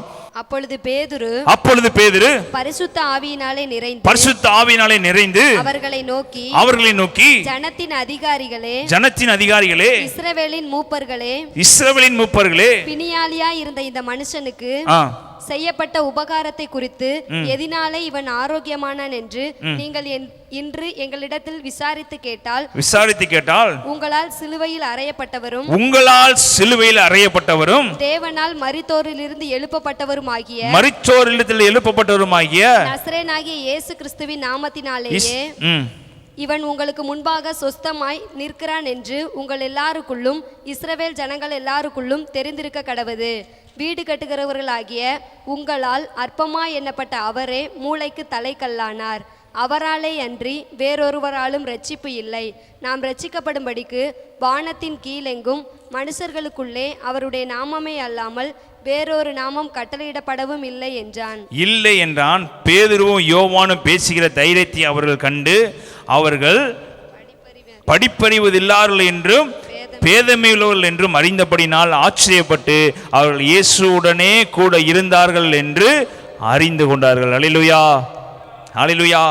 இந்த பேதுரு தான் யாரை மறுதலிச்சவர்? பயந்து நெருக்கின ஜனங்களை பார்த்து நீயும் இவர்களில் ஒருவன் தானா என்று கேட்கும்போது பயந்து மறுதலிச்ச பேதுரு இந்த அதிகாரத்தை பெற்றுக்கொண்ட பிறகு எப்படி பேசுகிறாரு?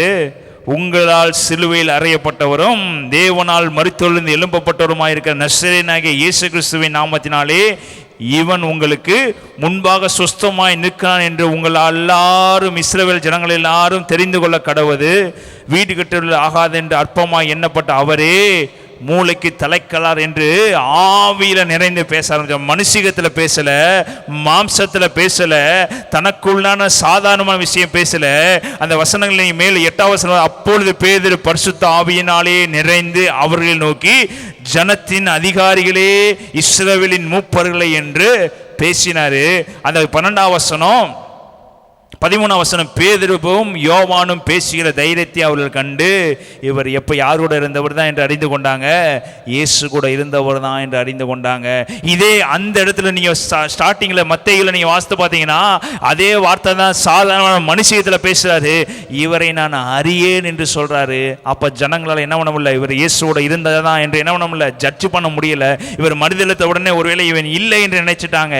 ஆனால் இங்கே பரிசுத்த ஆவியானவர்கள் நிரம்பின பேதுரு பேசும்போது அவர்களுக்கே தெரியுது இவன் யார் கூட இருந்தவன், இயேசு கூட இருந்தவன் என்று அறிந்து. ஏன் மாற்றப்பட்டாருன்னா ஆவியில நிரம்பி தைரியம் உள்ளவரா எப்ப பேச ஆரம்பிச்சாரோ, தைரியம் உள்ளவரா எப்படி அதிகாரத்தை செலுத்த ஆரம்பிச்சாரோ, தைரியம் உள்ளவனா எப்ப எழுந்து நின்று தேவனுடைய நாமத்தை சொல்ல ஆரம்பிச்சாரோ, சுற்றி இருக்கவங்களை பார்த்து நடுங்க ஆரம்பிச்சுட்டாங்க. நடுங்கிறவங்க சொல்றாங்க இவன் கண்டிப்பா இயேசு கூட இருந்தவர் தாங்க. இயேசு செய்த சகல அதிகாரங்களை சகல வல்லமையிலே பேதுரு செய்கிறதை பார்த்து ஆச்சரியப்பட்டார்கள். அல்லேலூயா, அல்லேலூயா. சாதாரணமாக இருந்தவன் அதிகாரத்தை பெற்றுக்கொண்டு தேவனுடைய நாமத்தை எப்படிப்பட்ட மறுதலிச்சவன் இப்போ தேவனுடைய நாமத்தை மகிமைப்படுத்துவராக, ஜனங்களை ஊன்ற கட்டுகிறவர்களாக, ஜனங்களை தேவனுடைய திருப்புறவர்களாக அவன் எழுந்து நிற்கும்போது 3000 பேரும் 5000 பேரும் ரட்சிக்கப்படத்தக்கதாக அதிகாரத்தை பேதுரு பெற்றுக்கொண்டார். அல்லேலூயா, அல்லேலூயா. மறுதலிக்கிறோம் டு எங்க மாறிட்டாரு சொல்லுங்க? நான் முன்னாடி இருக்கிறத காட்டிலும் இப்போ எப்படி இருக்கிறதா சொல்லுங்க? மகிமை உள்ளவனாக கத்த பேதுருவை மாற்றினார். அல்லேலூயா, அல்லேலூயா.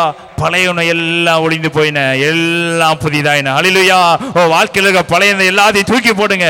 புதிய காரியத்தை உங்க வாழ்க்கையில் அவர் செய்கிறவர் இருக்கிறாரு. அவர் வனாந்தரத்தில் வழிகளையும் அவாந்தர வழியில அவர் ஆறுகளையும் உண்டாக்குற தேவனாக்குறார். அல்லேலூயா, அல்லேலூயா. தானியேல் 2ஆம் அதிகாரம் அந்த அதிகாரம் முழுவதும், அந்த 2ஆம் அதிகாரம் முழுவதும் வாசித்து பார்த்தீங்கன்னா நேப்காத்நேசருக்கு ஒரு தரிசனம் உண்டாகுது, நேப்காத்நேசருக்கு ஒரு சொப்பனம் உண்டாகுது. அந்த சொப்பனத்தை யாராலும் வியாக்கரணம் பண்ண முடியவில்லை. பிரியமானவர்களே, அந்த நாட்களில் இருந்த எல்லா வேதபாரர்களும், அந்த நாட்களில் இருந்த எல்லா சோசியக்காரர்களும், அந்த நேரத்தில் மாந்திரிகம் பண்ணுகிறவர்கள், அந்த நாளில் இருந்த எல்லா அற்புதம் செய்கிறவர்களும் தீர்க்கதரிசிகளும் வந்து நேப்காத்நேசர் வந்து நிக்கிறாங்க. அந்த நேப்காத்நேசர் தெளிவா ஒரு வார்த்தை சொல்றாரு. என்ன வார்த்தை சொல்றாருன்னா, எனக்கு ஒரு சொப்பனம் வந்துச்சு, அந்த சொப்பனம் எப்படிப்பட்ட சொப்பனமும் நீ சொல்லணும், அந்த சொப்பனத்துடைய வெளிப்பாடும் நீ சொல்லணும். நீ ஒரு பெரிய தீர்க்கதரிசி என்றா எனக்கு என்ன சொப்பனம் வந்துச்சுன்னு நீ என்ன பண்ணணும், சொல்லணும். அந்த சொப்பனத்துக்கான விளக்கமும் நீ சொல்லணும்னு சொல்லும்போது எல்லா பேரும் சொல்லிட்டு போன ஒரே ஒரு வார்த்தை என்ன சொன்னாங்கன்னா, இப்படிப்பட்டவன் இந்த உலகத்திலேயே இல்லை. சொப்பனத்து அவங்கெல்லாம் வந்து கேட்குறாங்க, சொப்பனத்தை சொல்லுங்க, அதை நான் விடுதலை, அதுக்குடைய என்ன வியாக்கணம் என்று சொல்கிறேன்னு எல்லாரும் கேட்குறாங்க. அவர் சொல்றாரு, நான் சொப்பனத்தை சொல்லவே மாட்டேன், ஆனால் நான் என்ன சொப்பனம் பார்த்தேங்கிறது என்ன ஒன்று நீங்கள் சொல்லணும். எல்லா மாந்திரிகக்காரங்களும் என்ன பண்ணிட்டாங்க, மந்திரக்காரங்களும் ஒன்றும் முடியல, நீங்கள் சொப்பனத்தை சொல்லுங்க ராஜாவே, நீங்கள் சொல்லுங்க, நான் அதுக்கு நான் விடுவிக்கிறேன்னு சொல்லி பார்த்தாங்க. அவர் ஒரே ஒரு வார்த்தை, முடியாது, நீ நான் என்ன சொப்பனத்தில் கண்டதையும் நீ சொல்லணும், அதுக்கு நீ விடுதலையும் என்ன பண்ணணும் சொல்லணும். இது யாரால முடியும்? பார்த்து சொல்லுங்க, இதை விடுவிக்க யாரால முடியும்? பக்கத்தில் சொல்லுங்க, உங்களாலையும் என்னாலையும் முடியும். தேவ தரிசனத்தை பெற்றுக்கொண்ட, தேவ அதிகாரத்தை பெற்றுக்கொண்ட, தேவ வல்லமை பெற்றுக்கொண்ட நம்மளால சகல ரகசியங்களையும் விடுவிக்கும்படியாக கர்த்தர் நமக்கு ரகசியங்களை சொல்லிக் கொடுக்கிற தேவனாக இருக்கிறார். அல்லேலூயா, ஹல்லேலூயா. இப்போ அந்த தேசத்தில் இருக்கிற எல்லா ஞானதிருஷ்டிக்காரங்களையும் அழிக்கும்படியாக நேப்காத்நேசர் என்ன பண்ணிட்டாரு, அதிகாரத்தை கொடுத்துட்டாரு. இந்த சொப்பனத்தை விடுவிக்காத எல்லாருமே, யாரெல்லாம் சொப்பனக்காரங்க இருக்கிறாங்களோ, எத்தனை பேர் சொப்பனத்தை இருக்கிறாங்களோ, யாரு வந்து விடுவிக்கவில்லை விட்டா எல்லாத்தையும் கொல்ல வேண்டும் என்ற அதிகாரத்தை சொல்லிட்டாரு. இந்த லிஸ்ட்ல யாரு இருக்கா? தானியேலும் இருக்கிறார். தானியேலுக்கு இவர் என்ன சொப்பனம் கண்டார்னு செய்தி கூட அவருக்கு தெரியாது. ஆனால் மொத்தமாக என்ன ஆயிடுச்சு, சொப்பனம் பார்க்குற எல்லாத்தையும் அழிக்க வேண்டும் என்று நேப்காத்நேசர் என்ன அதிகாரத்தை கொடுத்துட்டாரு. அந்த வசனங்களை ஃபுல்லாக வாசித்து பார்த்தீங்கன்னா தெரியும். அதிகாரத்தை கொடுத்த உடனே தானியேலுக்கு அறிவிக்கப்படுது. அந்த வேளை வரும்போது தானியேலுக்கு அறிவிக்கப்படுது, இப்படி ராஜா சொல்லியிருக்காரு, உனக்கு தெரியுமா, இப்படி ஒரு சொப்பனத்தை அவர் பார்த்துருக்கிறாரு. அந்த சொப்பனத்தையும் சொல்ல மாட்டாராம், அந்த சொப்பனத்தினுடைய வெளிப்பாடு அவருக்கு தெரியாதான். ஆனால் அதை கண்டுபிடிச்சு சொல்றவங்களை மாத்திரம்தான் அவர் வச்சுக்கொள்வார். கண்டுபிடிக்காத எல்லாத்தையும் என்னவென்னு சொல்றாரு, கொல்ல சொல்லிட்டாருன்னு சொல்லும்போது தானியேல் அதிகாரம் உள்ளவனா இந்த தானியேல் சொல்லி விடுறாரு, எனக்கு கொஞ்ச நாள் அவகாசம் கொடுங்க, நான் என்ன சொப்பனமும் சொல்றேன், சொப்பனத்துக்குடைய வியாக்கியானமும் கொடுக்கிறேன் என்று சொல்லிவிட்டு 17 வசனம் வாசிங்க. பின்பு தானியேல் தன் வீட்டுக்கு போய் தானும் 16 வசனம். தானியேல் ராஜாவினிடத்தில் போய் சொப்பனத்தின் அர்த்தத்தை ராஜாவுக்கு காண்பிக்கும்படி தனக்கு தவணை கொடுக்க விண்ணப்பம் பண்ணினான். பின்பு தானியேல் தன் வீட்டுக்கு போய் தானும் தன் தோழரும் பாபிலோனின் மற்ற ஞானிகளோடு கூட அழியாதபடிக்கு இந்த மறைபொருளை குறித்து பரலோகத்தின் தேவனை நோக்கி இரக்கம் கேட்கிறதற்காக அனனியா, மிசாவேல், அசரியா என்னும் தன்னுடைய தோழருக்கு இந்த காரியத்தை அறிவித்தான். பின்பு ராக்காலத்தில் தரிசனத்திலே தானியேலுக்கு மறைபொருள் வெளிப்பட்டது. அப்பொழுது தானியேல் பரலோகத்தின் தேவனை கரங்களை தட்டி சொல்லுதோமா, மறைபொருள் வெளிப்பட்ட உடனே யாருக்கு நன்றி சொல்லுத்தனா? தேவாதி தேவனுக்கு. இப்போ உங்களுக்கு எனக்கு ஒரு மறைபொருள் வெளிப்பட ஆச்சுன்னா என்ன பண்ணுவோம்? உடனே இந்த ஆண்டவர் நன்றி சொல்ல மாட்டோம், வேகம் ஓடி போய் என்ன பண்ணுவோம், எனக்கு தெரியுமா, எனக்கு நீ சொப்பனம் தெரிஞ்சிருச்சு, எனக்கு அது அர்த்தம் தெரிஞ்சிருச்சு, நான் தான் அந்த உலகத்திலே பெரிய ஆள்னு சொல்லி காலரை தூக்கி விட்டு அலைவோம்.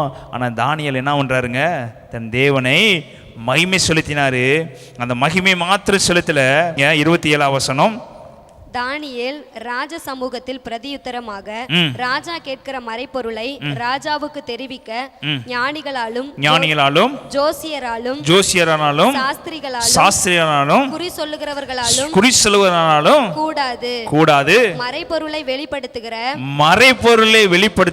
பரலோகத்தில் இருக்கிற தேவன் கடைசி நாட்களில் சம்பவிப்பதை ராஜாவாகிய நேபுகாத்நேச்சாருக்கு தெரிவிக்கிறார். உம்முடைய சொப்பனமும் உம்முடைய படுக்கையின் மேல் உம்முடைய தலையில் உண்டான தரிசனங்களும் என்னவென்றால் என்று சொல்லிட்டு அது கீழ் வசனங்களை வாசித்து பாருங்க. வெங்கலத்தை சொல்லுவாரு, பொண்ணை சொல்லுவார், எல்லாத்தையும் சொல்லுவாரு. ஆனா இவர் சொல்ற ஒரே ஒரு வார்த்தை என்னன்னா, மறைபொருளை வெளிப்படுத்துகிற பரலோகத்தில் இருக்கிற தேவன் கடைசி நாட்களில் சம்பவிப்பதை ராஜாவாகிய நேபுகாத்நேசருக்கு தெரிவிக்கிறார் என்றார். ஹல்லேலூயா, ஹல்லேலூயா. இப்ப சொப்பனம் என்னன்னு தானியேல் கேட்டுட்டாரு, அதுக்குரிய விளக்கத்தையும் தானியேல் கேட்டுட்டாரு. இந்த இடத்துல அந்த ராஜா கிட்ட போய் பரலோகத்தில் இருக்க தேவனை மகிமைப்படுத்த வேணுமா? சொல்லுங்க. ஆன்சரை கொடுத்துட்டாரு, கேள்வியை கொடுத்துட்டாரு. கேள்வி ஆன்சர் நமக்கு தெரிஞ்சிருச்சுன்னா நம்ம போய் தேவன்கிட்ட கேட்போமா? ஒரு பரீட்சை எழுதுகிறோம், கேள்வியும் தெரியும் ஆன்சரும் தெரியும்னா என்ன பண்ணுவோம்? கட கட கடன்னு என்ன பண்ணுவோம்? எழுதிட்டு போயிட்டே இருப்போம். இப்போ இந்த தேவனுடைய நாமத்தை தானியேல் மகிமைப்படுத்த வேண்டிய அவசியம் இல்லை. ஆனால் நேபுகாத்நேசர் சொல்றாரு, எனக்கு இந்த சொப்பனத்தை வெளிப்படுத்தின ஒருத்தர் இருக்கிறாரு, எனக்கு அதிகாரம் கொடுத்த ஒருத்தர் இருக்கிறாரு. நான் இரவு பகல் ஜெபம் பண்ணேன். அந்த ஜெபம் பண்ண அதிகாரத்தின்படி இது யாரால கண்டுபிடிக்க முடியாதுன்னா, தெரிவிக்க ஞானிகளாலும் ஜோசியரானாலும் சாஸ்திரிகளானாலும் குறி சொல்லுவரானாலும் அவங்களால கூடாது. யாரெல்லாம் பரலோக தேவனத்தை மகிமைப்படுத்துறாங்களோ, யாரெல்லாம் பரலோக தேவனுக்கு நேரம் நெருங்கி இருக்கிறாங்களோ அவங்களுக்கு தான் தேவன் கடைசி நாட்கள் நடக்க போற காரியங்களை வெளிப்படுத்துவாரு. பக்கத்துல மாம்சமான யாவருமே ஆவியை ஊற்ற வேண்டும் என்றா, கடைசி நாட்களை தீர்க்கதரிசனம் சொல்ல வேண்டும் என்றா, நீங்க பரலோக தேவனுக்கு நேராக கண்களை ஏறெடுக்கும் போது கடைசி நாட்கள் நடக்க போற சொப்பனங்களையும் தரிசனங்களையும் தீர்க்கதரிசன காரியங்களை கர்த்தர் நமக்கு வெளிப்படுத்த வல்லவராக. ஹல்லேலூயா, ஹல்லேலூயா. உலகபரமாக இருக்கிற யாராலும் இதை விடைய சொல்லவே முடியாது. ஆண்டவருடைய நாமத்தில் நெருங்கி இருக்க, ஆண்டவருடைய சமூகத்தில் உட்கார்ந்து இருக்கிற பிள்ளைகளா இருக்க நம்ம கொண்டுதான் தேவன் செய்யற காரியம் பயங்கரமா இருக்கு. ஹல்லேலூயா, ஹல்லேலூயா. அவர் சொல்றாரு, பரலோகத்துக்கு நேரா நெருங்கி இருக்கிறவர், பரலோக தேவனாகிய தேவன் கடைசி நாட்களில் சம்பவிக்கும் போதை ராஜாவாகிய நேபுகாத்நேசருக்கு தெரிவித்திருக்கிறார். அவர் எனக்கு சொல்லி இருக்கிறார் என்று சொல்லிட்டு அவர் சொல்றாரு, நான் சொப்பனத்தையும் அதோடைய தரிசனத்தையும் தானியேல் சொல்ல ஆரம்பிக்கிறார். முதலாவதாக தேவனுடைய நாமத்தை அவர் மகிமைப்படுத்துவார். அந்த அதிகாரம் இருக்கு, சொப்பனம் இருக்குது, அதற்கு ஆன்சர் இருக்குது. எல்லாம் தெரிஞ்சாலும் தன்னை மேன்மைப்படுத்தாமல் ஆண்டவர் அவர் மேன்மைப்படாத. ஹல்லேலூயா, ஹல்லேலூயா. எலியா சொல்றாரு ஒரே ஒரு வார்த்தை, அங்க போய் நின்று சொல்றாரு, அக்கினி இறங்கிறதுக்கு முன்பதாக நான் உண்மை நேசிக்கிறேன் என்பதையும் நீர் என்னை நேசிக்கிறேன் என்பதும் நம்முடைய ஊழியக்காரன் என்பதையும் நிரூபித்தரலும். அந்த இடத்துல என்ன சொல்றாரு? நம்முடைய ஊழியக்காரன் என்பதை ஜனங்களுக்கு முன்பதாக நிரூபித்தரலும், இஸ்ரவேலின் தேவன் தான் தேவன் என்பதை நிரூபித்தரலும். எந்த இடத்துல அதிகாரம் செயல்படுவதோ அங்க தேவனுடைய நாம மகிமைப்பட்டே ஆக வேண்டிய கலந்தண்டி சொல்லுதோமா? எந்த இடத்துல கர்த்தர் உயர்த்துறாரு அந்த இடத்துல இயேசுதான் எனக்கு அற்புதம் செய்திருக்கிறாரு, இயேசுதான் கூட பேசினாரு. எல்லா இடத்திலும் நம்முடைய மகிமை வெளிப்படக்கூடாது, ஆண்டவருடைய நாம மாத்திரமே எல்லா இடத்திலும் வெளிப்பட வேண்டும். ஹல்லேலூயா. அப்படி வெளிப்படுத்த ஆரம்பிச்சீங்கன்னா தேவன் உங்கள் உச்சிதமான கோதுமையை வழிநடத்தி உங்களை உயர உயர கழுகு போல பறக்க வைக்கிற தேவனா இருக்கிறார். ஆமென், ஆமென். அதனாலதான் சொல்ற, சர்ப்பங்களையும் தேளுகிற மிதிக்கிற அதிகாரத்தை உங்களுக்கு கொடுத்திருக்கிறேன். அதற்காக நீங்க சந்தோஷப்படாதீங்க, பரலோகத்தில் உங்க பேர் எழுதுறதுக்காக சந்தோஷப்படுங்க. மேன்மை நமக்குள்ள வந்துச்சுன்னா அதிகாரம் செயல்பட்டு கொண்டுதான் இருக்கும். ஆனா பரலோகத்தில் நம்முடைய நேம் எழுதப்படாது. தேவனுடைய நாமத்தை தானியேல் மகிமைப்படுத்தினது போல, எலியா தேவனுடைய நாமத்தை மகிமைப்படுத்தினது போல, நாமளும் அதிகாரத்திற்குள்ளவராக கீழ்ப்பட்டிருந்து அற்புதம் அதிசயம் செய்யும் போது இயேசு கிறிஸ்துவை மகிமைப்படுத்த ஆரம்பிச்சீங்கன்னா அவருடைய நாமத்தை மகிமைப்படுத்த அவர் சந்தோஷப்பட்டு கொண்டே இருப்பாரு. இன்னும் வல்லமையில கொடுத்து கொண்டே இருப்பாரு. இன்னும் சகல காரியங்களை செய்ய அதிகாரத்தை கொடுத்து கொண்டே இருப்பாரு. நம்முடைய நேமையை பரலோகத்தில் எழுதி வைத்துக் கொண்டே இருப்பாரு. இவங்களை கொண்டு தேவனை இவ்வளவு அற்புதங்களை செய்தேன் என்று சொல்லி பொக்கிஷ சாலையில் நம்முடைய அற்புதங்களை அவர் எழுதி வைக்கிற தேவனாக. ஹல்லேலூயா, ஹல்லேலூயா. இப்ப சொப்பனத்தையும் விடுவிக்கணும், சொப்பனத்துக்குரிய வியாக்கியானத்தையும் விடுவிக்கணும். பக்கத்தில் சொல்லுங்க, யாரால முடியும்னா தேவாதி தேவனை நம்பி இருக்கிறவங்களால முடியும். ஆமென். உலகத்தில் இருக்கிற ஞானிகளால் முடியாது, உலகத்தில் இருக்கிற ஜோசியக்காரங்களால் முடியாது, உலகத்தில் இருக்கிற எப்பேற்பட்ட ஆளாலையும் முடியாது. பரத்தில் இருக்கிற தேவன் நம்பி இருக்கிற பிள்ளைகளாக இருக்கிற உங்களை கொண்டு அவர் செய்ய வல்லவர். வாஸ்து பாருங்க, 46ஆம் வசனம். அப்பொழுது ராஜாவாகிய நேபுகாத்நேசர் முகங்குப்புற விழுந்து, சொல்லுங்க, முகங்குப்புற விழுந்து தானியேலை வணங்கி அவனுக்கு காணிக்கைகளை செலுத்தவும் தூபம் காட்டவும் கட்டளையிட்டான். ராஜா தானியேலை நோக்கி, நீ இந்த மறைபொருளை வெளிப்படுத்தினபடினால் மெய்யாய் உங்கள் தேவனே தேவர்களுக்கு தேவனும் ராஜாக்களுக்கு ஆண்டவரும் மறைபொருளை வெளிப்படுத்துகிறவருமா இருக்கிறார் என்றான். பின்பு ராஜா தானியேலை பெரியவனாக்கி அவனுக்கு அநேகம் சிறந்த வெகுமதிகளை கொடுத்து அவனை பாபிலோன் மாகாணம் முழுவதுக்கும் அதிபதியாகவும் பாபிலோனில் இருக்கிற சகல ஞானிகளின் மேலும் பிரதான, சொல்லுங்க, பிரதான எப்படி மாற்றினாரா? அதிகாரியுமாகவும் நியமித்தாங்க. நன்றி சொல்லுத்தோமா. தேவனுடைய நாமத்தை மகிமைப்படுத்த ஆரம்பிச்சா அதிகாரமும் வரும், மகிமையும் வரும். அது எப்படிப்பட்ட அதிகாரத்தை கொடுத்தா அதிபதியாகவும் மாத்தினாரு. ஞானிகளுக்கெல்லாம், இந்த உலகத்தில் இருக்க எல்லா ஞானிகளுக்கும் எப்படி மாத்தினாரா? அதிகாரியாக மாத்தினார். ஹல்லேலூயா. சொல்லுங்க, ஒரு நாவல் அது அதிகாரத்தை வச்சிருக்கிறாரு. ஞானிகளுக்கெல்லாம் ஞானியா மாறுபடிய அதிகாரத்தை கர்த்தர் வச்சிருக்கிறாரு. ஆனா தேவனுடைய நாமத்தை மகிமைப்படுத்தி கொண்டே இருந்தீங்கன்னா சகலத்திலும் அதிகாரியா கர்த்தர் மாற்றுவார். ஹல்லேலூயா, ஹல்லேலூயா, ஹல்லேலூயா. அது சொல்லுங்க, ஜெபம் பண்ணி பாருங்க. அவர் உங்களுக்கு வெளிப்பாடுகளை கொடுக்க ஆரம்பிப்பாரு, நடக்க போறீங்களை கொடுக்க ஆரம்பிப்பாரு. நேபுகாத்நேசருக்கு பாருங்க எப்படி ஒரு தரிசனத்தை ஆண்டவர் வச்சிருக்காரு பாருங்க. சொப்பனத்தை நீங்க சாதாரண சொப்பனத்தை சொல்லியிருந்தீங்கன்னா ஏதாவது ஒருத்தனை வந்து வித்தியாசமா சொல்லி நேபுகாத்நேசரோட மண்டையை கழுவி இருப்பான். ஏதோ ஒரு ஞானி வித்தியாசமா பேசி நேபுகாத்நேசர் என்ன பண்ணிருப்பான்? மாற்றிருப்பாரு. ஆனா ஆண்டவர் கரெக்டா ஒரு செக் வச்சாரு. என்னன்னா, நீ என்னத்தை சொல்லக்கூடாது? சொப்பனத்தையும் சொல்லக்கூடாது. சொப்பனத்துக்கு வியாக்கியானம் அவருக்கு சுத்தமா தெரியாது. ஆனா சொப்பனத்தை என்ன பண்ணக்கூடாது? சொல்லக்கூடாது. அந்த சொப்பனத்தை தெரிஞ்சவரை யாரோ கூட்டிட்டு வான்னு சொல்லும்போது சொப்பனத்தை தெரிஞ்சது யாருங்க? நம்ம தானியேல். ஹல்லேலூயா, ஹல்லேலூயா. அதே போல தான் ஆதியாகமம் 41ஆம் அதிகாரத்தை வாசித்து பார்த்தீங்கன்னா சொப்பனத்தை தெரிஞ்ச ஒருத்தர் யாரு? யோசேப்பு. சொப்பனத்தை காண்கிறாரு பார்வோன், யாராலையும் சொல்ல முடியல. சிறைச்சாலையில் தேவனுடைய சமூகத்தில் இரவும் பகலும் தரிசித்து கொண்டு இரவும் பகலும் தேவனையே நம்பி இருந்த யோசேப்புக்கு தான் சொப்பனத்தோட வியாக்கியானம் வெளிப்பட்டுச்சு. 41ஆம் அதிகாரம் 42ஆம் வசனம் 41ஆம் வசனம் வாசிச்சு பார்த்தீங்கன்னா யோசேப்பை எகிப்து தேசத்தில் கர்த்தர் எப்படி உட்காராம்? அதிபதியாகவும் அதிகாரியாகவும் கர்த்தர் உட்கார பண்ணார். ஹல்லேலூயா, ஹல்லேலூயா. எப்படி விற்கப்பட்டவன்? தன் சகோதரர்கள் 20 வெள்ளிக்காசுக்கு விற்கப்பட்டு அடிமையாக போகப்பட்டவன், சிறைச்சாலையில் அடைக்கப்பட்டவன், தேவனுடைய நாமத்தை நம்பியிருந்தபடினா எப்படி மாற்றப்பட்டானா? தேவனுடைய நாமத்தின் மேல் விசுவாசம் வைத்திருந்தபடினால அந்த தேசத்திற்கு, எகிப்து தேசத்திற்கு அதிகாரியாக கர்த்தர் யோசேப்பை மாற்றினாரு. அந்த அதிகாரத்தை கர்த்தர் இன்னைக்கு உங்களுக்கும் எனக்கு கொடுக்கிறார். ஆமென், ஆமென். சர்ப்பங்களையும் தேள்களையும் மிதிக்கிற அதிகாரத்தை உங்களுக்கும் எனக்கு அவர் கொடுக்கிற தேவனா இருக்கிறாரு. அதே போல நீங்க எஸ்தர் 8ஆம் அதிகாரம் 2ஆம் வசனத்தை வாசித்து பார்த்தீங்கன்னா ஆமான் கையில் இருக்கிற மோதிரத்தை கர்த்தர் மொர்தெகாய் கொடுத்து அவர் அழகு பார்த்தாரு. மொர்தெகாய் யூத ஜனங்களுக்காக, சூசானில் இருக்கிற ஜனங்களுக்காக அவன் திறப்புல சாம்பல்ல போய் உட்கார்ந்தான், தேவ சமூகத்தில் போய் உட்கார்ந்தான், அந்த ராஜாவுடைய அரண்மனை வாசல்ல போய் உட்கார்ந்தான். எஸ்தருக்கு சொன்னா, ஒருவேளை தேவன் இதற்காக கூட இந்த ராணியா உட்கார பண்ணிருக்கலாம் என்று சொல்லி எந்த இடத்துல பயந்து ஓடாமல் தேவனுக்கு நேராக அந்த ஆகாஸ்வர ராஜாவுடைய வாசல்ல உட்கார்ந்து தேவனுடைய நாமத்தை மகிமைப்படுத்தும்படியாக உபவாசத்திலேயே ரெட்டு உடுத்தி உட்கார்ந்துருந்தான். யார் அவனை விழுங்கலாம்னு நினைச்சானோ, யாரு வந்து விழுங்கி அவனை தூக்கு மரத்தில் தொங்க விடணும்னு நினைச்சானோ அவனுடைய முத்திர மோதிரத்தை கலட்டி கர்த்தர் யாரு கொடுத்தாருங்க? மொர்தெகாய் கொடுத்து அவனை அதிகாரியாக உட்கார வச்சார். இதெல்லாம் எங்கே வரும்? நான் தேவனுடைய நாமத்தை மகிமைப்படுத்துகிற உங்களை கொண்டு, தேவனுடைய நாமத்தை மகிமைப்படுத்த பிள்ளைகளை கொண்டு தேவன் அற்புதங்களை செய்கிறவர்கள். ஹல்லேலூயா, ஹல்லேலூயா. அவர் நம்பி இருக்கிறவங்களை அவர் ஒரு நாளும் கைவிடாத தேவன். ஆமென். பேதுருவை கொண்டு அதிகாரத்தை கொடுத்து கர்த்தர் பயன்படுத்தினாரு. பவுலுக்கு அதிகாரத்தை கொடுத்து கர்த்தர் பயன்படுத்தினாரு. தானியேலை சொப்பனத்தில் கொண்டு கர்த்தர் பயன்படுத்தினாரு. யோசேப்பை சொப்பனத்தை கொண்டு கர்த்தர் பயன்படுத்தினாரு. இதற்கு எல்லாத்துக்கும் மேலாக இயேசு கிறிஸ்துவை தன்னுடைய அதிகாரத்தை பூமியில செலுத்தி ஜனங்களை விடுதலையாக்கி அவர் எல்லாத்திற்கும் மேலாக அவர் சிறந்தவர் என்பதை அவர் விளங்கிட்டு இந்த பூமியில நமக்காக ரத்தம் சிந்தினார். ஹல்லேலூயா, ஹல்லேலூயா. தைரியம் உள்ளவராக நடந்தபடினாலதாங்க, எதற்கும் யோசிக்காமல் தைரியம் உள்ளவராக இந்த பூமியில உலாவுனாரு. கட்சிக்கிற சிங்கம் போல இந்த உலகத்தை உலாவுனாரு.